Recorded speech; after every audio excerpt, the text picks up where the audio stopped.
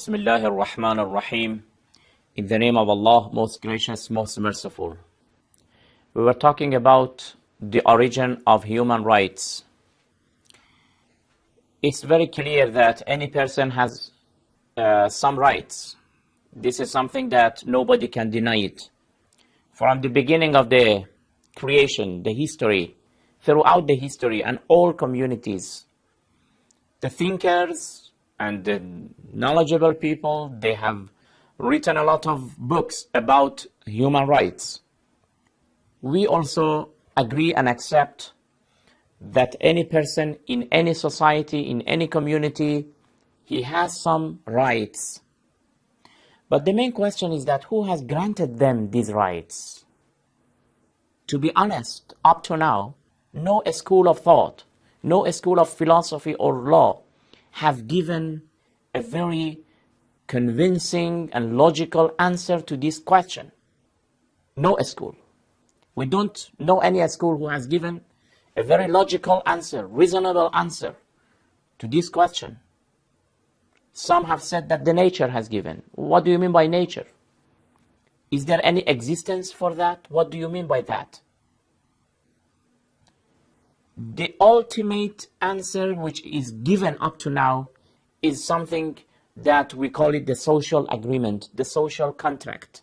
Some say that people themselves in the communities, in the societies, they have gathered and they have decided to have these rights. This is the ultimate answer, and already we criticized it and we said that on what base that they decided? Can you decide for the property of somebody? The property which does not belong to you, can you decide for it? What we are using in this nature, in this world, they are not for us. We are not the owners of them. How can we specify rights about them? Secondly, these groups of the people may make a lot of mistakes.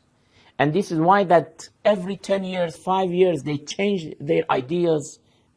Today, they specify a right for a person. Tomorrow, they delete it, they negate it, and they deprive the person of that right. And they say, we made a mistake. Thirdly, it means that any society must have his own laws and rights. Because we don't have one assembly to decide for all communities. Any country, any community, they have their own rights. While human beings all over the world, they are one thing. The nature of this human being is the same all over the world.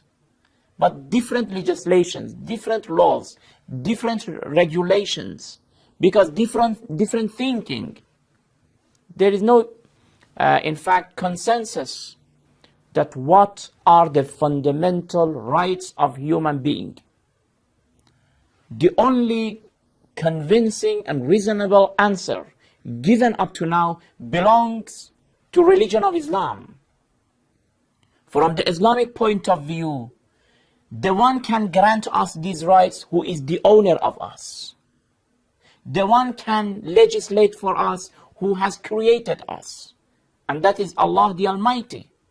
From the Islamic point of view, the origin of rights is Allah subhanahu wa ta'ala. It is really interesting to hear from the fourth Imam, Imam Zainul Abidin, alayhi salatu wassalam, that he says, in one of his saying, he says, وَهُوَ أَصْلُ الْحُقُوقِ وَمِنْهُ تَتَفَرَّعُ سَائِرُ الْحُقُوقِ. The origin of all rights is Allah the Almighty, and from Him, other branches of rights can be established. This is a fact. Let me give you an example. If you have a factory or a company, 100% it is yours. It is your property. Then because you are the owner of that company, you can decide who can enter, who cannot enter. Nobody can object, because if you say, I like Mr. A to come, but I don't like Mr. B to come, there is no objection, because you are the owner. You can decide for that. It's clear. You can decide that for how many hours these people who have come must work here. You can decide what to do within that company. And if you produced, for example, a car, for example, about that car, you have the authority about it. Even you can destroy it. You can say it is mine. What has given you this authority? It is the issue of ownership. Since you are the owner, you have the authority upon your property. That is the logical source and root for the rights of human being.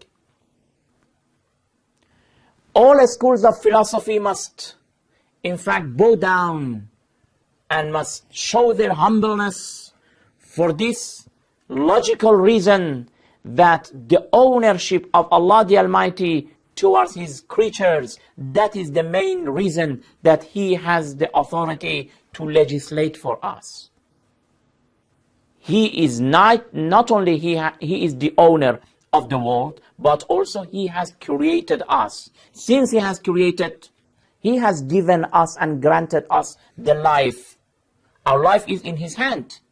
At any time He wishes and He wills, He can take it. Nobody can object that why did you create me and why did you take my life? He is the creator. He is the owner. And based on that ownership, He has the authority to legislate. We have a verse in the Holy Quran in chapter 36, verse 82. إِنَّمَا أَمْرُهُ إِذَا أَرَادَ شَيْئًا أَن يَقُولَ لَهُ كُنْ فَيَكُونَ. When He wills and He says be, and then it is. Therefore, by this type of justification, you will agree with me that since Allah subhanahu wa ta'ala is the owners of this world, He can give us some rights or not to give these rights. And He deserves to show the borders for these rights and the limits for these rights, nobody else. Therefore, the origin of the rights is Allah the Almighty and no one else. He has the authority to use at any way in His creatures. We people, we don't have any authority upon ourselves, upon the universe, upon the nature. Our rights are given by Him. We'll continue this topic inshallah in next program. Until then, thank you very much. Wassalamu alaikum wa rahmatullahi wa barakatuh.